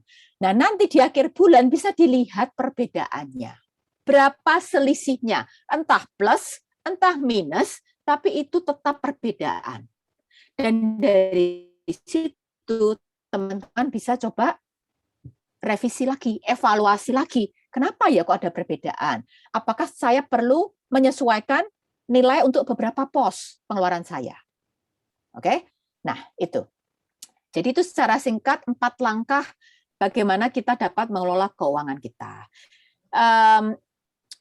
Kemudian yang berikutnya, ya, itu sebenarnya ceritanya panjang. Mengenai pengelolaan keuangan itu adalah salah satu kelas di Enrich yang namanya mengelola uang dengan bijak. Nanti akan saya paparkan sedikit juga. Tetapi itu tadi saya rangkum sesingkat mungkin ya. Mudah-mudahan teman-teman menangkap secara intinya bagaimana bisa mengelola keuangan teman-teman. Nah, di sini tadi kan untuk menulis anggaran dan kemudian untuk menuliskan pengeluaran itu kan manual ya, pakai tabel terus kalian harus tuliskan. Nah, kita di Enrich itu kita punya aplikasi namanya Enrich Planner. Jadi teman-teman yang memakai Android bisa mengunduh aplikasi ini di Google Play ya. Nah, ini adalah saat ini masih satu-satunya aplikasi keuangan pribadi gratis yang tersedia khusus untuk pekerja migran di Hong Kong. Ya, jadi di sini kalau memakai aplikasi ini dengan mudah teman-teman bisa melacak pendapatan dan pengeluaran, bisa memantau target dan tujuan keuangan, menghitung kurs mata uang, menghitung bunga pinjaman dan lain-lain. Jadi jangan lupa unduh ya aplikasi ini Enrich Planner. Nah, sekarang kita masuk. Tadi kan saya sudah jelaskan di awal bahwa Enrich menyediakan 5 kelas utama. 3 kelas keuangan, 2 kelas pemberdayaan diri. 3 kelas keuangan dulu. Nah, 3 kelas keuangan ini adalah yang pertama adalah bijak mengatur keuangan. Jadi bagaimana kita bisa mengelola keuangan kita dengan bijak, termasuk bagaimana kita bisa melunasi hutang-hutang kita. Bagaimana kita bisa mengumpulkan dana darurat dan mengapa. Oke. Terus bagaimana cara membuat anggaran yang sebenarnya yang secara detail. Oke, karena kalau tadi kan saya langsung kasih contoh tabel, gitu ya, pos-pos sudah pokoknya saya kasih contoh beberapa. Tapi di kelas ini kita akan lihat secara terperinci bagaimana sih caranya membuat anggaran, gimana sih caranya membuat rencana, gimana melakukan pencatatan dan pada akhirnya mengevaluasi di akhir, supaya tujuan tabungan kita, tujuan kita datang ke Hong Kong itu semuanya bisa tercapai. Ya, itu di kelas bijak mengatur keuangan. Nah, di kelas yang kedua, di kelas menambah tabungan, ini tentu saja asumsinya adalah Anda sudah punya tabungan. Oke. Nah, di kelas ini kita akan belajar bagaimana kita bisa mengembangkan nilai tabungan kita. Melalui apa? Melalui investasi. Jadi di sini kita akan belajar bagaimana cara berinvestasi, apa saja jenis-jenis investasi yang ada, dan bagaimana kita tahu apakah itu cocok buat kita atau tidak, bagaimana menilai resikonya, dan bagaimana menghindari investasi bodong atau penipuan investasi. Seperti tadi yang sempat disebutkan juga oleh Bu Rike tadi, itu hati-hati dengan investasi bodong atau penipuan-penipuan yang berkedok investasi. Oke, yang kelas sendiri. Jadi di kelas ini teman-teman akan dibekali dengan pengetahuan bagaimana langkah-langkah mendirikan usaha. Ya, jadi supaya kita semua siap mempersiapkan diri untuk pulang ke Indonesia dan mudah-mudahan kita semua bisa sukses mendirikan usaha sendiri. Oke, jadi ini 3 kelas keuangan Enrich, dan untuk kelas pemberdayaan dirinya, ya, pengembangan diri, kita punya 2 kelas, kelas berani berbicara dan kelas uang dan keluarga. Di kelas berani berbicara, ini kita mengajarkan atau mengajak teman-teman untuk lebih percaya diri, kemudian bagaimana bisa berkomunikasi secara lebih efektif dan mengetahui hak-hak Anda. Ya, mengenali hak Anda di Hong Kong untuk bisa melindungi diri kalian di Hong Kong. Oke. Kelas pemberdayaan yang kedua adalah uang dan keluarga. Ini adalah bagaimana kita itu bisa mengkomunikasikan masalah keuangan, bagaimana cara pengelolaan keuangan dengan keluarga, dan yang terutama adalah teknik-teknik komunikasi sehingga tidak terjadi kesalahpahaman dengan keluarga di Indonesia. Ya, karena seringkali kalau kita sudah bicara soal uang dengan keluarga di Indonesia itu seringkali terjadi kesalahpahaman atau terjadi pertengkaran. Jadi di sini kita melihat masalah-masalah yang mungkin timbul dan bagaimana mengatasinya melalui cara kita berkomunikasi. Baik, ini kelas pengembangan diri. Nah, kita di Enrich juga punya banyak kelas tambahan gratis. Yang pertama adalah kelas mentoring. Ini yang sebenarnya sebelah kanan, kelas mentoring ini adalah kelas one-on-one, mentoring one-on-one, ya. Kemudian kita juga punya bimbingan konseling keuangan. Jadi konseling keuangan ini adalah untuk teman-teman yang saat ini terbelit hutang dan ingin mencoba untuk keluar dari hutangnya. Kami membantu teman-teman untuk membuat perencanaan pembayaran hutang atau melihat jalan apa yang bisa diambil untuk bisa keluar dari hutang. Jadi bimbingan konseling keuangan ini juga one-on-one, ya. Kemudian kita juga punya kelas lunch and learn. Lunch and learn ini kita sering sebut dengan maksi sambil belajar, makan siang sambil belajar. Kelas ini memberikan berbagai macam ada berbagai macam topik. Ya, topiknya ganti-ganti terus, tapi biasanya merupakan seri. Jadi teman-teman bisa ikuti kelas-kelas maksi sambil belajar ini yang biasanya diadakan di hari Minggu juga. Ya, baik. Ini kelas-kelas tambahan. Dan yang ini, yang terpenting yang teman-teman tolong bisa bantu catat juga. Jadi silahkan bergabung bersama Enrich. Ya, itu ada nomor telepon kantor, tapi yang terpenting dicatat sebenarnya adalah nomor WhatsApp kami, ya 56480990. Ini WhatsApp berbahasa Indonesia. Ya, silahkan kalau teman-teman ada pertanyaan ingin bergabung dengan kelas atau apapun bisa menghubungi nomor WhatsApp kami.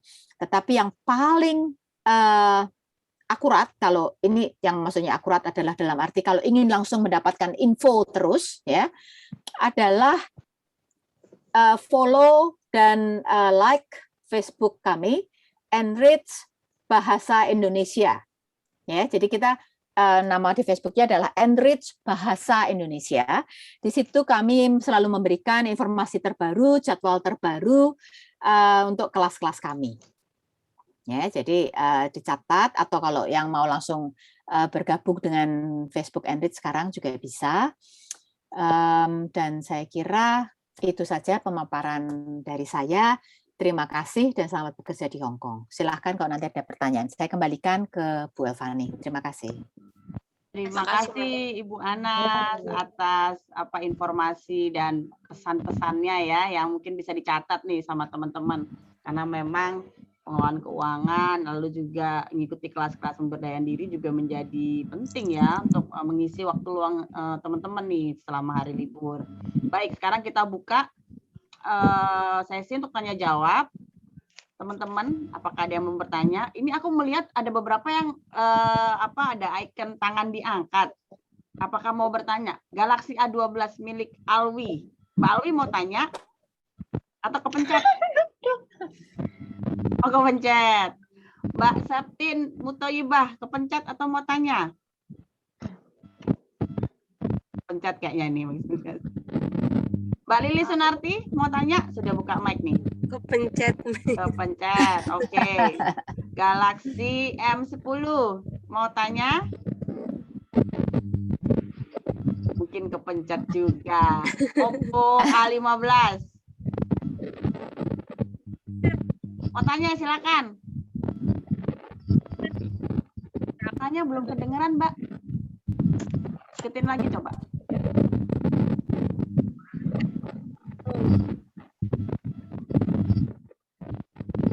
Oppo A15. Kepencet mana? Silakan Oppo A15. Ada nggak ngerti? Suaranya kok pelan ya? Apa ditulis aja di chat? Di chat aja bagusnya. Vivo 2007 mau tanya? Kepencet. Maaf Miss, saya mau Siapa yang mau nanya. tanya nih, silakan. Saya nanya. Ya. Namanya siapa? Tiba-tiba hilang. Nama saya Susilawati Jumedi. Hmm. Saya mau nanya Miss, paspor saya kan mau habis nih bulan 3. Itu gimana? Memperpanjangnya di sini di ruangan meeting ini atau harus datang ke KJRI ya? Oh ini, oke. Iya. Siap. Kontraknya habis tanggal, bulan? Kontrak saya baru datang. Paspor, Miss. Iya, paspornya. Oh, paspor. Visa jadi bulan depan habis ya? Visanya Visa tanggal 8 Februari. Paspor saya bulan 3. Bulan 3 ini habis ya? Iya.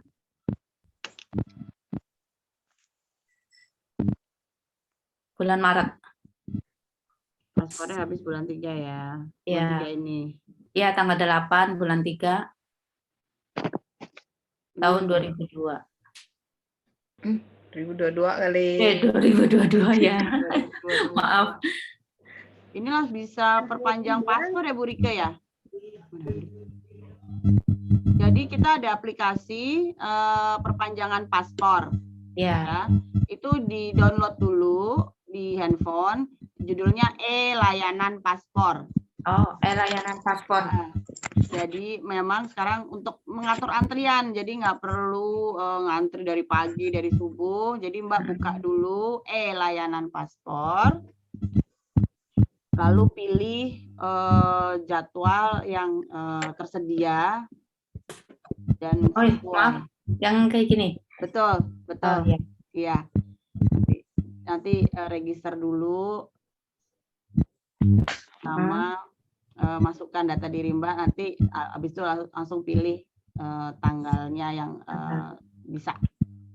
Jadi ini harus datang ke kantor KJRI. Kalau bikin paspor iya. Jadi nanti iya. Mbak pilih tanggalnya sama dapat jam berapa. Iya. Nanti Mbak datang sesuai tanggal itu. Oh iya, siap. Ya, dan bawa dokumen-dokumennya. Apa aja itu yang harus difotokopi? Semua? Fotokopi paspor pasti ya. Ya. Lalu kontrak kerja. Juga Hongkong ID berarti belum punya ya, karena baru ya. Apa itu? Hongkong ID kan belum punya. Oh, ya? ada itu juga harus diperpanjang. Ya, Hongkong ID fotokopi juga. Oh ya, siap. Makasih Miss. Terima kasih banyak. Ada tambahan? Iya, sudah. Oke, Mbak Castini. Ya, pengen nanya sama Mem Anastasia tadi ya. Kan ada kelas pemberdayaan diri. Ada nggak kelas pemberdayaan diri untuk kursus menjahit? Enrich untuk saat ini belum ada ya, karena kita khusus untuk pengelolaan keuangan dan pemberdayaan dirinya yang juga mencapai ke seperti tadi speak up ya, berani berbicara, dan juga uang dan keluarga. Untuk kursus-kursus yang keterampilan seperti itu sepertinya ada juga, tapi mungkin dengan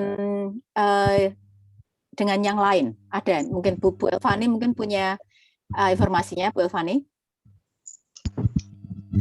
Ya, memang kalau untuk kursus menjahit, saya lihat memang di beberapa lembaga itu memang ada, cuman memang berkala ya. Ada yang tahun ini ada, lalu periode berikutnya nggak ada gitu. Jadi Mbak juga bisa searching juga di Facebook. Ada beberapa NGO lagi yang juga menyediakan beberapa pelatihan.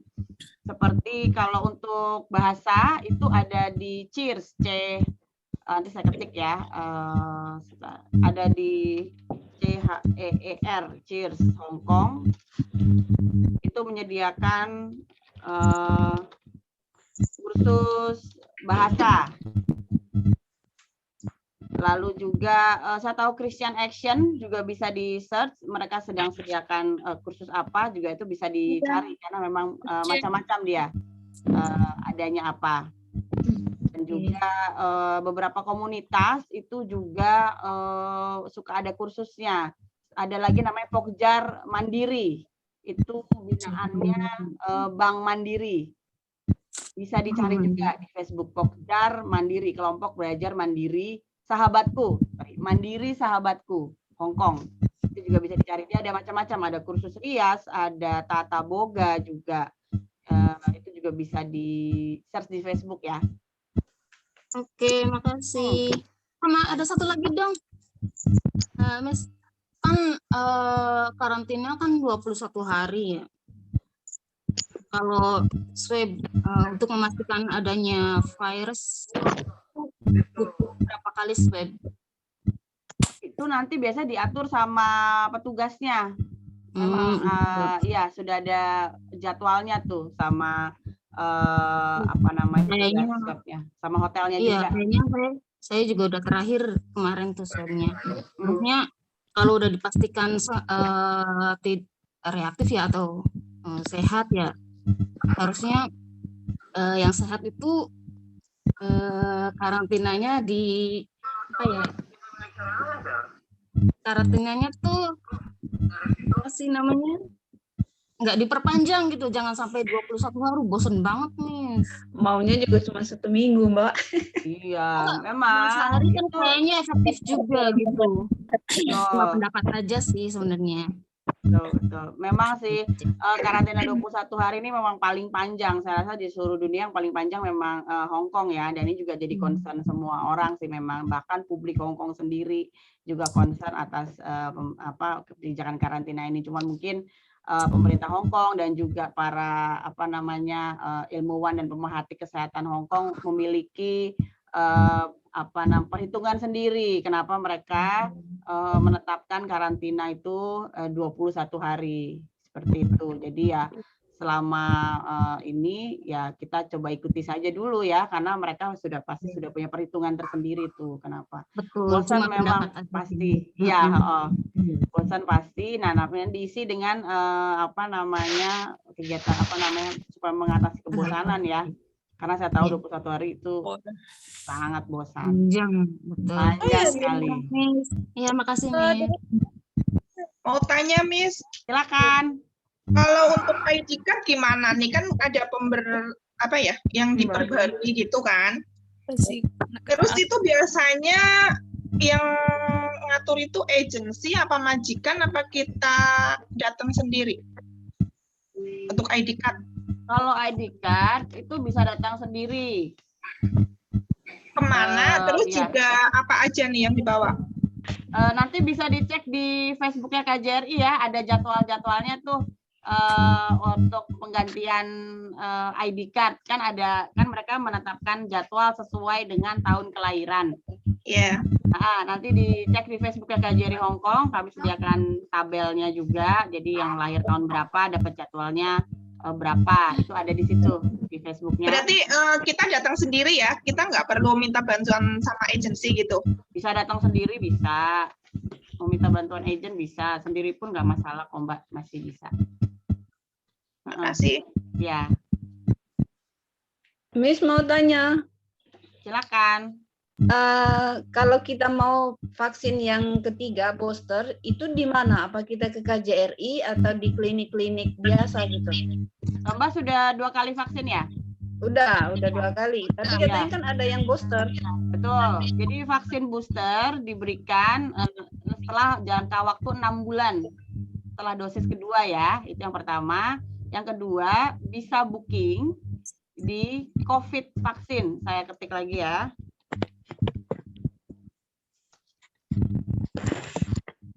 Miss, itu vaksin ketiga diharuskan kah, Miss? Tidak. covidvaksin.gov.hk. Itu juga informasinya kami pernah share di Facebooknya KJRI. Jadi bisa dicek di situ juga. Jadi vaksin memang sifatnya sukarela. Cuman kalau memang ingin menambah pertahanan tubuh dan menambah imunitas tubuh, memang disarankan untuk vaksin. Dan karena di Hongkong ini kan vaksinnya cukup banyak bila dibandingkan dengan di negara lain ya, apalagi di Indonesia juga. Jadi kita bisa manfaatkan program vaksinasi yang ada di Hongkong seperti itu. Berarti nggak ikut vaksin nggak apa-apa ya, Miss ya? Ya, sementara memang tidak diwajibkan. Cuman kan sekarang lagi virusnya banyak ya. Kalau memang nggak ada salahnya juga kalau teman-teman mengambil, namanya kan berusaha ya, kita melindungi tubuh kita sendiri dengan masker dan juga dengan vaksinasi. Selain melindungi kita, melindungi orang-orang di sekitar kita juga loh sebenarnya vaksin itu. Ya, kami sendiri semua di KJRI sudah vaksin 1, 2 dan sekarang sedang proses, kita sedang antri mendaftar untuk yang ketiga. Bu Ana sudah vaksin? Sudah vaksin juga. Sudah sejak April tahun lalu saya sudah selesai. Iya, tinggal booster sekarang. Tinggal booster ya. Iya, sekarang kita sedang proses untuk booster. Jadi teman-teman kalau misalnya mau menambah pertahanan tubuh dari virus COVID, silakan vaksin. Meskipun tidak wajib ya, pemerintah Hongkong juga tidak mewajibkan itu. Itu jadi dengan sukarela. Cuman itu adalah Miss, upaya. enggak? Silakan yang mau bertanya lagi. Miss, enggak ya. Silakan. Miss mau nanya. Udah ada yang lain. Ya udah gantian. Itu bahasa kan kemarin kayaknya itu majikan ya nge-WA. Dia pakai bahasanya tuh udah kayak gini loh, Miss. Aku jawabnya itu pakai satelit Inggris. Terus dia jawab lagi kayak gini lagi. Aku bingung nggak bisa jawab. Aja ke itu. Pakai Google Translate, Desi. Udah nanya, nggak ketemu aplikasinya. Download di itu Play Store. Terima kasih udah nanya ya. Translate atau mungkin bisa disampaikan dalam bahasa Inggris. Sorry. Iya, nggak dijawab. Kalau nggak voice note aja kamu, voice note. Cannot speak atau cannot read Cantonese gitu. Please in English gitu bisa. Ya, makasih Miss. Ya, itu di Anda juga ada kelas ini ya Bu ya, berani berbicara atau apa? Ada Bu Fani. Jadi di kelas berani berbicara itu sebenarnya kita akan mengajarkan tips-tips dan triknya untuk bagaimana supaya kalau kita punya unek-unek atau masalah dengan employer itu kita bisa sampaikan dengan baik dan bisa mudah-mudahan diterima dengan baik juga begitu. Nah itu juga bisa tuh Mbak di boleh WA itu ya di nomor yang di belakang Bu Anas itu sambil karena nggak ada salahnya juga kita belajar ya hal-hal kayak gitu mungkin terkesannya simple cuman penting itu tips dan triknya itu tahu ya. Maaf Miss, itu kalau misalkan gabung ikut belajar ke Enrik itu gratis semuanya atau dipungut biaya? Ada biayanya sebenarnya, tetapi seringkali itu biasanya dari Enrik sendiri ada kebijakan-kebijakan khusus ya. secara umum ada biayanya. Biayanya itu $30 setiap kursus, setiap workshop. Pelatihan kita itu 4 jam untuk setiap kelasnya, ya, dan itu yaitu $30. Itu waktunya setiap hari Minggu atau gimana itu? Jadwalnya ada di kita di Facebook Enrich Bahasa Indonesia. Jadi setiap kali kita ada jadwal untuk jadwal baru pasti akan selalu dimuat di Enrich Bahasa Indonesia di Facebook kita. Iya. Jadi ikutin terus, pantau saja Facebook. Iya. ID Facebooknya. Terima kasih, Miss. Ya, sama-sama. Ya. Miss mau tanya lagi nih. Yang mana nih? Mbak Alwi atau Mbak Rika nih? Mbak Rika juga udah siap. Bentar ya Mbak Rika dulu ya. Mbak Alwi tadi barusan. Sebentar ya Mbak. Mbak Rika silakan.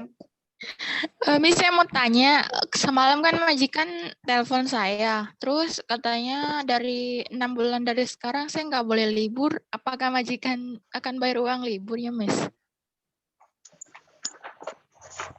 Silakan Mbak Rika, itu ada ketentuannya ya Mbak Rika ya. Bu Rika. Iya. Hal libur ini.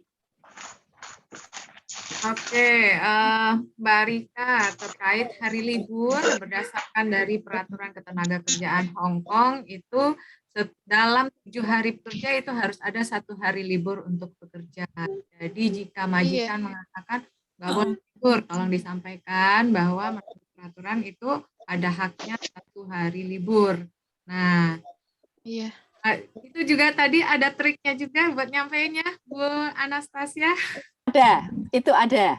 Dan itu sebenarnya salah satu memang studi kasus yang kita angkat betul, Bu Rike, di kelas kita.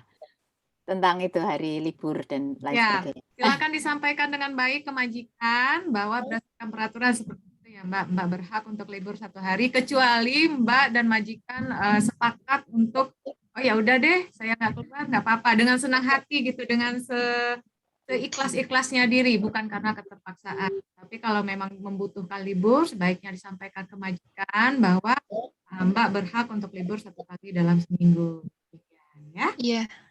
Terima kasih Bu Rike. Dan libur ini bukan memang hak juga, dan juga untuk menjaga kesehatan mental kita juga ya, Bu Rike, Bu Anas juga ya, bahwa seminggu bekerja lalu hari libur, tapi meskipun misalnya Mbak bersedia diganti uang, tapi terkadang uang nggak bisa mengganti kelelahan kita, dan kita ini ingin tenang, ingin benar-benar menikmati waktu sendiri gitu ya, itu juga hal yang harus dipikirkan. Betul. Jadi yang namanya libur memang sudah diatur 1 minggu 1 kali ya, dalam 1 minggu itu adalah hak Mbak ya, karena untuk juga menjaga kesehatan Mbak.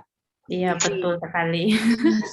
Ya, jadi dipikirkan baik-baik dan bisa disampaikan bahwa memang itu adalah hak Mbak, seperti itu. Iya. Mbak Rika Kasih, ya. Miss.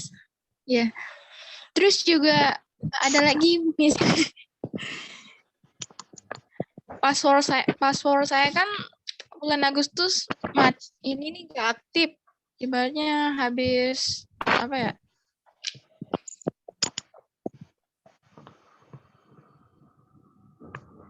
Agustus berarti saya harus perpanjang sendiri apa lewat agensi, Miss? Perpanjangan paspor itu bisa dilakukan 6 bulan sebelum paspornya expire, Mbak. Jadi kalau Mbak paspornya berlaku sampai Agustus, berarti di bulan Februari itu sudah bisa diperpanjang. Nah, bisa tadi juga sudah dijelaskan oleh Fani, perpanjangannya itu bisa dilakukan sendiri. Download tadi nama aplikasinya layanan paspor KJRI Hong Kong, di-download, nanti di situ Mbak pilih tanggal yang berwarna hijau, itu artinya adalah tanggal yang kuotanya masih bisa. Nah, nanti tinggal datang sendiri deh ke KJRI. Nah, KJRI pelayanan di KJRI teman-teman bukanya dari hari Minggu sampai hari Jumat. Tutupnya cuma di hari Sabtu. Jadi kalau seandainya liburnya ke bagian hari Minggu, is okay. Pelayanan KJRI masih bisa buka. Ya. Kasih, Miss. Udah. Terima kasih Bu Rike. Masih ada 4 menit lagi, mungkin 1 orang penanya? Saya mau nanya, Miss. Silakan. Kita kan udah karantina 21 hari kan, itu udah masuk kontrak apa belum ya kira-kira?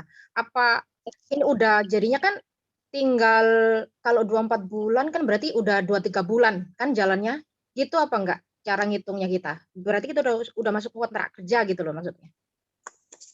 Saya tanya balik dulu, Mbak Wiwit udah tanda tangan kontrak belum? Udah. Udah tanda tangan kontrak, udah megang kontrak berarti? Ya. Coba dilihat tanggal di kontraknya. Patokan tadi saya juga sudah jelasin. Patokan tanggal mulai bekerja adalah tanggal yang tertera di kontrak. Lihat lagi di halaman kontraknya mulai bekerja dari tanggal berapa. Oh gitu. Dilihat kontraknya masing-masing ya. Siap. Sama apa tulisannya untuk live home self itu aplikasinya itu Peduli Lindungi berarti nggak kepake ya di Hong Kong ya. Kita cari aplikasi ini lagi berarti. Betul. Kalau di Indonesia kita pakai aplikasi Peduli Lindungi. Nah, Peduli Lindunginya Hong Kong namanya Live Home Safe. Jangan lupa untuk kalau masuk ke tempat-tempat tertentu yang ada barcode-nya di scan sebelum masuk. Termasuk ke pasar-pasar basah di sini saya lihat juga pakai barcode Live Home Safe. Oke, terima kasih, Miss. Oke, terima kasih. Miss, maaf tanya ya. Untuk liburan yang tanggal merah itu apa masih tetap berlaku? 3 bulan kita masuk di majikan itu kita belum berhak dikasih gitu. Ya, tanya. Gimana Mbak? Tanggal merah yang mana? Kan biasanya kalau dari teman-teman bilang itu masuk ke majikan baru. Dari bulan awal sampai 3 bulan pertama itu tidak berhak mendapatkan liburan di tanggal merah. Yang saya maksudkan itu tanggal merahnya itu loh, Miss. Tanggal merah yang ditetapkan oleh pemerintah Hong Kong. Iya, kan teman-teman bilang tuh selama 3 bulan pertama itu kita belum bisa mendapatkan untuk libur di tanggal merah itu gitu loh. Apa benar?